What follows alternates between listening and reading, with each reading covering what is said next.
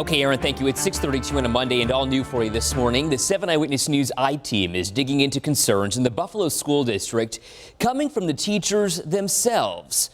But it's not COVID they're concerned about. 3 teachers from 3 different schools say a lack of student discipline is making school unsafe. They tell our 7 Eyewitness News reporter Olivia Proya the children are running the schools. The children are running the schools. I have never seen anything like this in all my years of teaching. 3 Buffalo school teachers, 3 different grades, 3 different schools have all come forward to the 7 Eyewitness News I-Team to share a message. I don't feel safe anymore.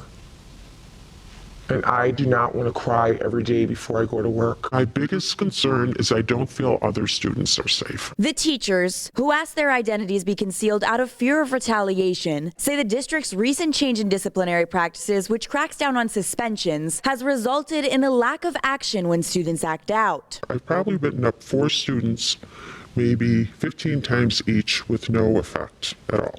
No consequences, nothing. The teachers say there is also a lack of consistency. I don't understand how one student can get suspended for fighting when another one might get a parent conference the next day. The district took a new approach to suspension after a 2018 report by the New York Equity Coalition revealed 14% of Buffalo school students have been suspended at least once. The statewide average is 2.7%. The new disciplinary practices in Buffalo schools are separated by 4 levels. Level 1 is generally a form of verbal correction to detention. Level 2 is caregiver notification or change in schedule or class. Level 3, in-school or short-term suspension. Level 4 is the most serious, out-of-school suspension. The district's code of conduct says administrators and teachers are expected to attempt resolution through levels 1 through 3 before reaching that point. But the teachers provided the I-Team with discipline referral forms showing students who are repeatedly violent don't necessarily make it past level 1. In one case, records show after biting another student, administrators discussed boundaries and can't bite others, apologized to the other student. 2 days later, records show the same student slapped another student in the face. As a result, discussed how to be nice, gentle touch,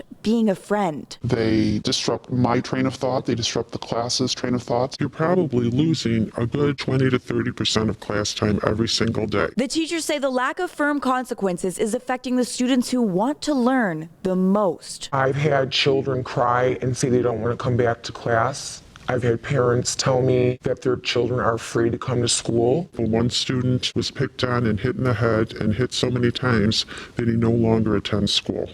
He is being homeschooled by his mother. Dr. Kreiner-Cash says these teachers' concerns simply aren't on his radar, despite the Buffalo Teachers Federation president Phil Ramore's teacher surveys documenting similar accounts. Ramore advocates for new suspension policies. Those don't usually rise to my level.